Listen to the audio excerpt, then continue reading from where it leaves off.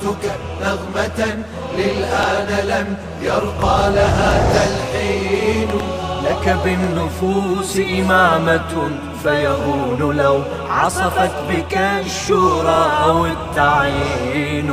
لك بالنفوس إمامة فيهون لو عصفت بك الشورى أو التعيين.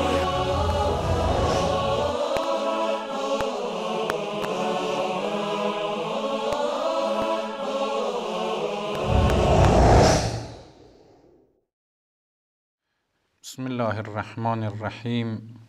الحمد لله رب العالمین، ثم الصلاة والسلام على اشرف الانبیاء و افضل المرسلین، سیدنا و مولانا ابی القاسم مصطفى محمد و صلی الله علیه و علی اهل بیته الطیبین الطاهرین المعصومین. بینندگان عزیز، بحث ما و شما در رابطه با توحید بود. بعد از آنی که اصل وجود خداوند متعال به اثبات رسید، صفات ثبوتی ذاتی و صفات ثبوتی فعلی را مختصرا محضر شما بیان کردیم، وارد بحث توحید شدیم. در جلسه قبل در رابطه با توحید ذاتی که یکی از مراتب توحید بود، یک سلسله نکات محضر شما عرض شد. گفته شد که مراد از توحید ذاتی همون توحید در مرحله ذات یا توحید برون ذاتی هست، به این معنا که در عالم غیر از خداوند متعال هیچ خدای دیگری وجود ندارد و خداوند یک و یگانه هست. برای اثبات توحید ذاتی دو تا دلیل به محضر شما اقامه شد که یکی نسبتاً آسان و شبیه برهان نظم بود.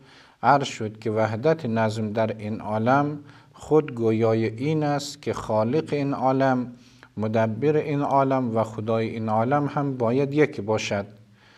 دلیل دوم دلیل عقلی بود که با استفاده از یک سلسله مقدمات عقلی توحید ذاتی خداوند را به اثبات رساندیم.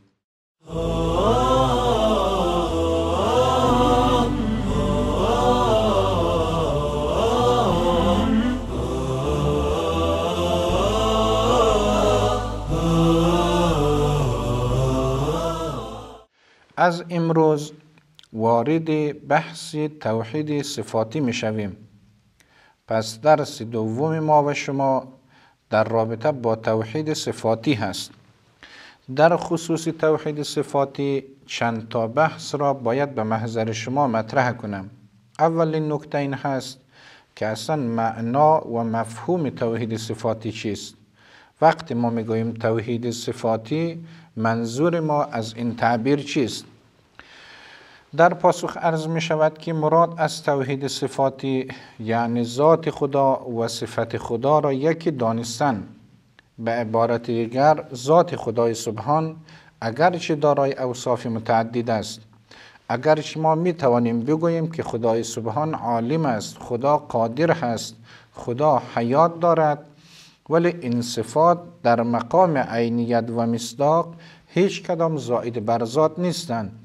ذات خدای سبحان بسیط محض هست که از این نحوه وجود ما حیات را انتزاع میکنیم، ما قدرت را انتزاع میکنیم و احیانا در بعض موارد بعضی اقسام علم را ممکن است انتزاع بکنیم.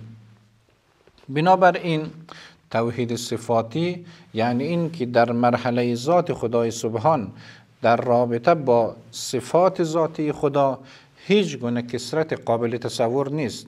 همچنانی که خداوند در این عالم یک و یگانه هست، خدای سبحان در ارتباط با صفاتش هم باید یک و یگانه باشد.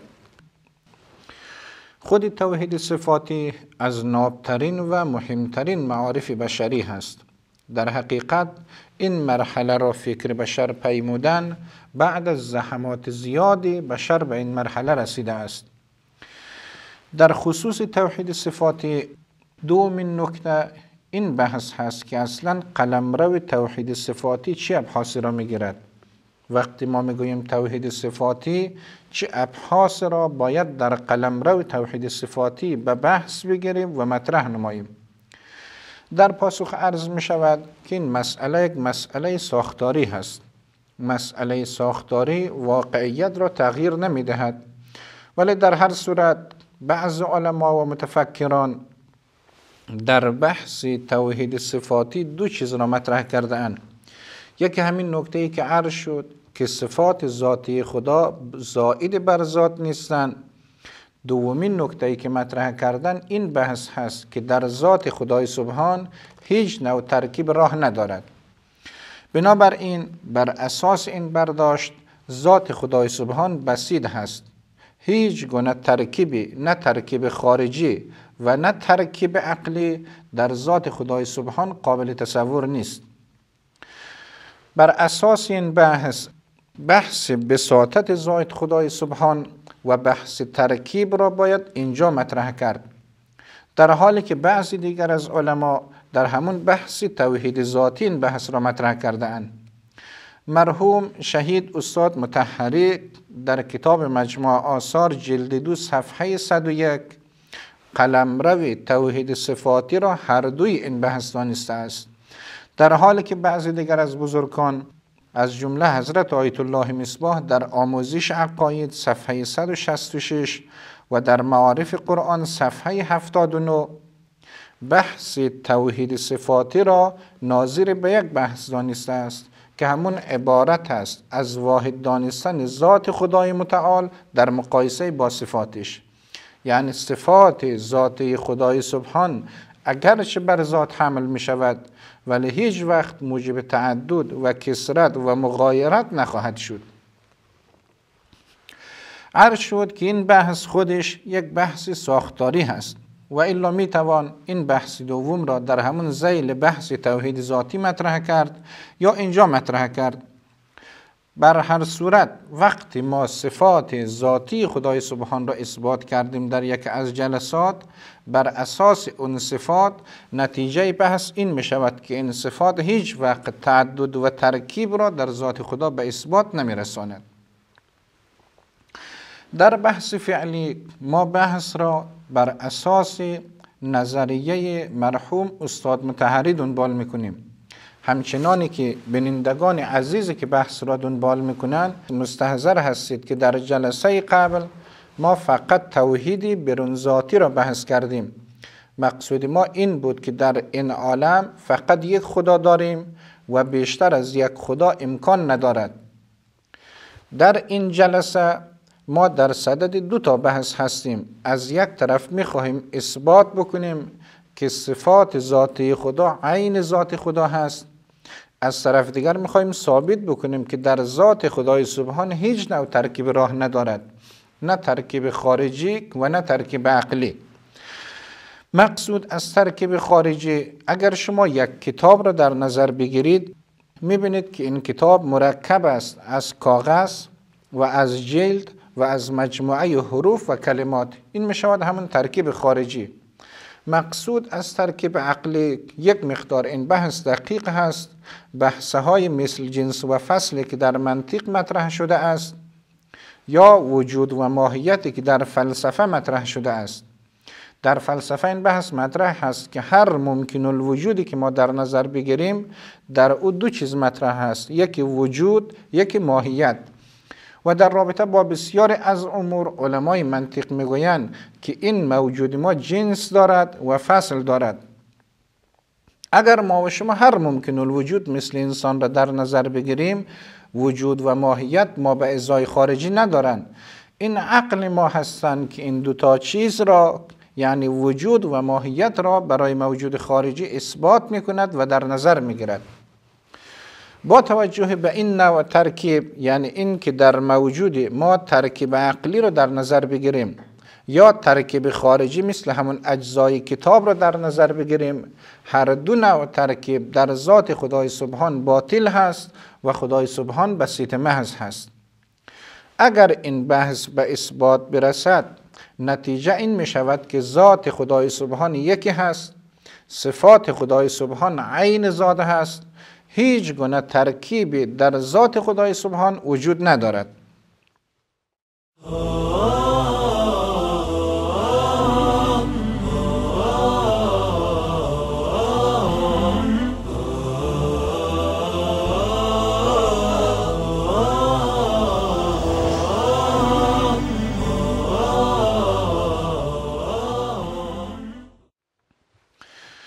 در خصوص توحید صفاتی، بعد از اینکه زمینه بحث را محضر شما مطرح کردم، باید اقوال در این مسئله را بشکافیم.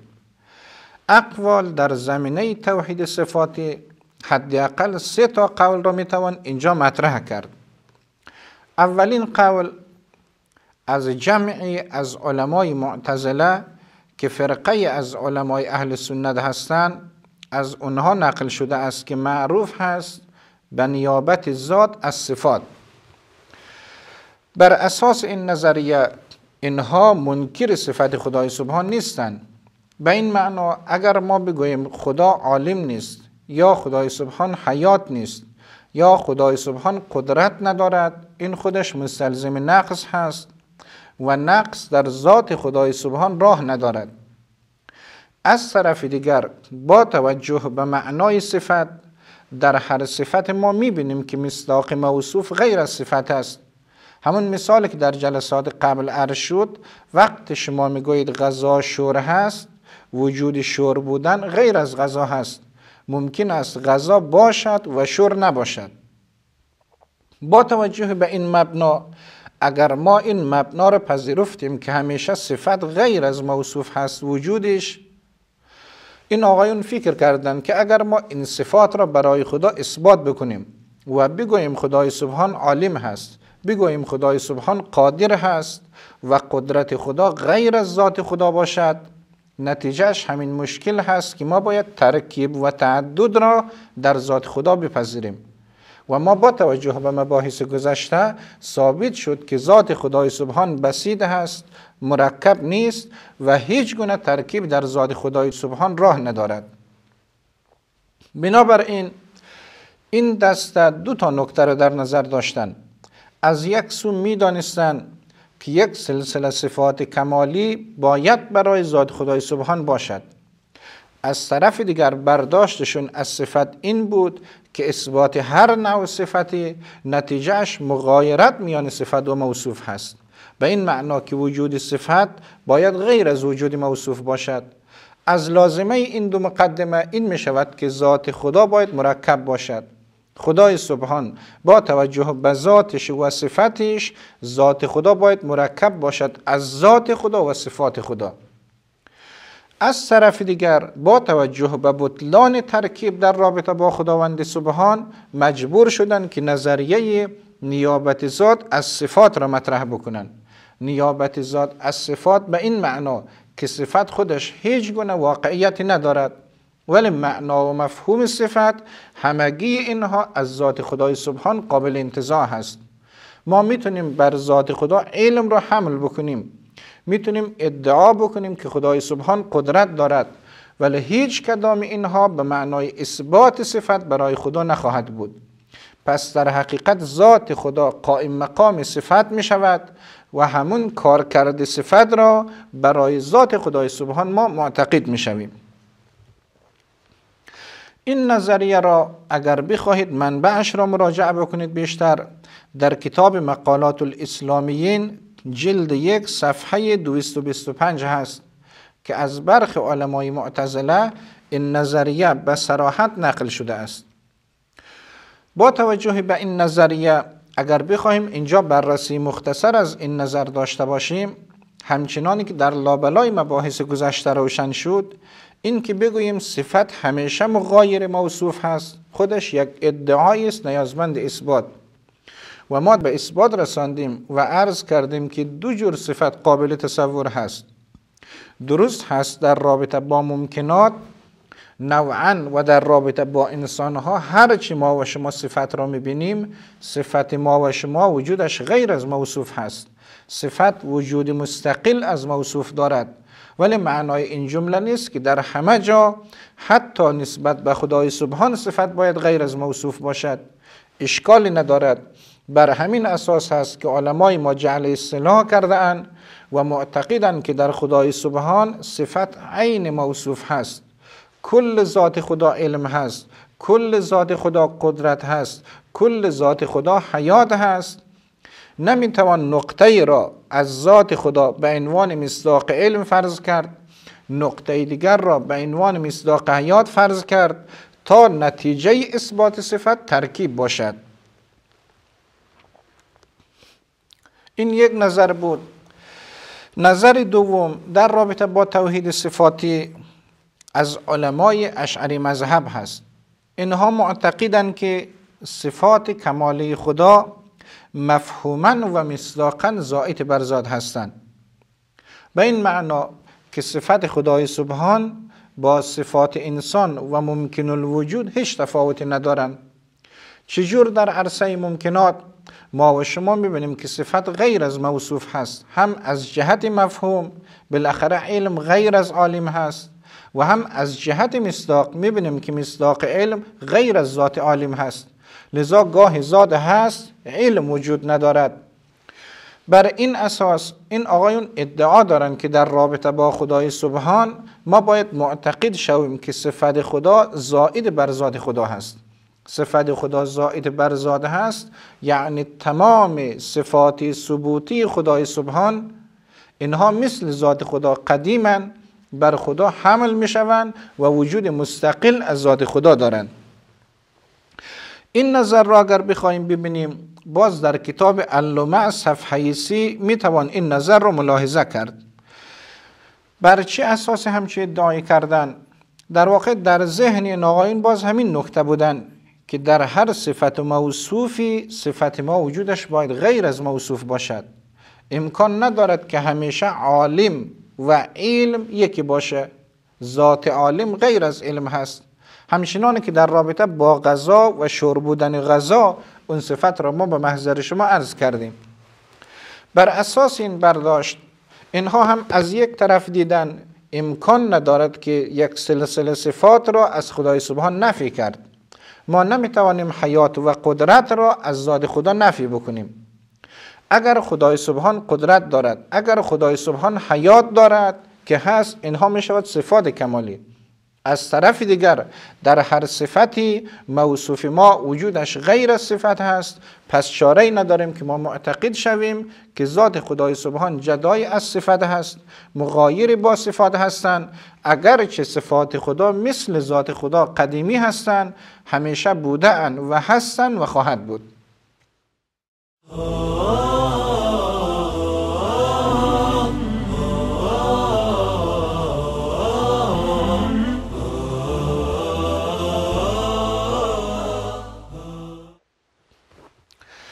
اگر بخواهیم این نظر را بررسی بکنیم و به صورت مختصر جواب بدهیم، اولین جواب همون جواب است که در رابطه با برخی علمای معتزله عرض شد. عرض کردیم که لازم نیست در تمام صفات این قاعده باشد. بله، این که صفت غیر از موصوف هست وجودن در رابطه با عالم ممکنات ممکن است تمام باشد، اما معنایش این نیست که در واجب الوجود هم صفتش حتما از نظر مصداق باید غیر از موصوف باشد. در عرصه مفهوم ما مشکلی نداریم، بدون هیچ شک و شبهه مفهوم صفت غیر از موصوف هست، چه در عرصه ممکنات و چه در عرصه ذات خدای سبحان.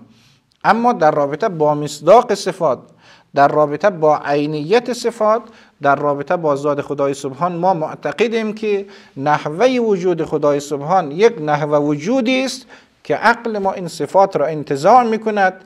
هیچ گونه مغایرت مصداقی اونجا وجود ندارد. اگر این مبنا اثبات بشود در نتیجه ما مشکلی نداریم و نیاز نیست که این نظریه را داشته باشیم.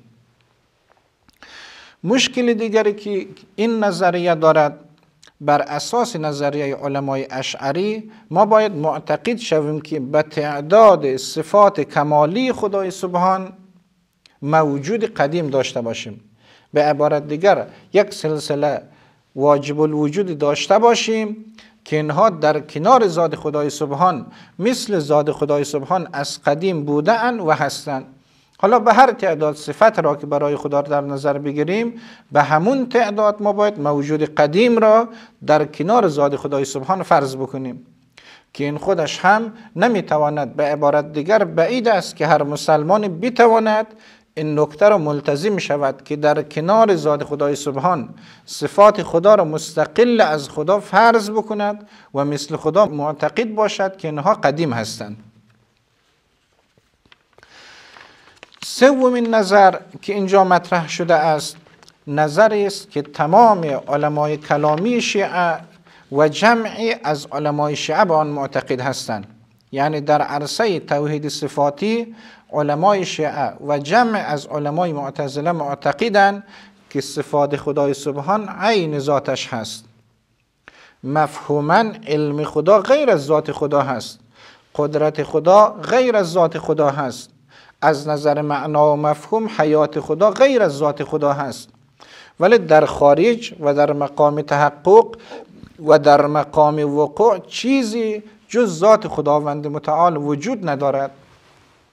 بر اساس این نظر هست که همون مسئله توحید صفاتی مطرح می شود و این که خدای سبحان جسم نیست، خدای سبحان مرکب نیست، هیچ گونه ترکیب در ذات خدای سبحان راه ندارد.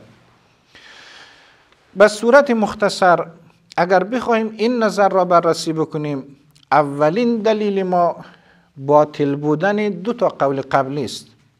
وقتی در عرصه توحید صفاتی نظر اشاعره و معتزله قابل قبول نباشد و ما بتوانیم این بحث را به تصویر بکشیم که صفات خدای سبحان تفاوت دارد با صفات وجود ممکن، پس نیازی نیست که ما معتقد به نظریه معتزله یا معتقد به نظریه اشاعره بشویم. بر اساس این مبنا به راحتی معتقد میشویم به صفات کمالی خدای سبحان و در عین حال معتقد هستیم که این صفات عین ذات خدا هستند. نکته دیگری که اینجا قابل طرح است در رابطه با این صفات، اگر ما صفات خدا را خارج از ذات خدا بدانیم در مقام وجود، نتیجه اش این می شود که خدای سبحان به وجود خارج از ذات خود احتیاج داشته باشد. خدای سبحان در مقام خلق کردن نیازی به قدرت دارد. اگر خدا بخواهد قدرت خود را اعمال بکند، اگر خدا بخواهد چیز را خلق بکند و در مقام خلق کردن نیاز به اعمال قدرت دارد، نتیجه بحث این می شود که ما معتقد بشویم که خدای سبحان باید علاوه بر ذات خودش ملاحظه قدرت را بکند، از طریق قدرت که وجود مستقل از خدا هست بتواند چیز را خلق بکند. یا اگر خدای سبحان بخواهد از چیز آگاهی پیدا بکند و ما فرض بکنیم که وجود علم خدا مستقل از ذات خدا باشد، بازم نتیجه بحث همین خواهد بود. یعنی خدای سبحان از دریچه علم، از دریچه یک وجودی که مستقل و جدا از ذات خدا هست، بتواند با موجودات ارتباط برقرار بکند و آگاهی پیدا بکند. با توجه به باطل بودن این نتیجه که تال تلو فاسد باشد، چون نتیجه اش محتاج بودن خدا هست، چون نتیجه اش این هست که خدای سبحان ذاتش غنی نباشد، لذا چاره ای نداریم که معتقد شویم در مقام ذات خدای سبحان همیشه خدا ذاتش عین صفاتش هست و صفات خدای سبحان عین ذات خدا هست. قابل عرض هست که وقت ما این ادعا را داریم فقط در رابطه با صفات کمالی خدای سبحان هست، در رابطه با صفات کمالی ثبوتی ذاتی، و الا در رابطه با صفات فعلی هیچ وقت همچه ادعای قابل اثبات نخواهد بود. اگر بحث را بخواهیم مختصر بکنیم، عرض شد که در این درس بحث ما در توحید صفاتی بود. بر اساس نظریه علمای شیعه معنای توحید صفاتی این هست که خدای سبحان صفاتش عین ذات هست در مقام تحقق عینیت.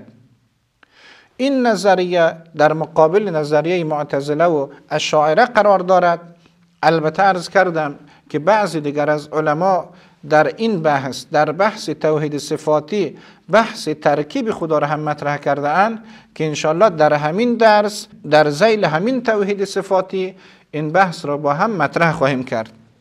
امیدوارم در این جلسه توانسته باشم به اون هدف مطلوب رسیده باشم. و السلام علیکم و رحمت الله و برکاته.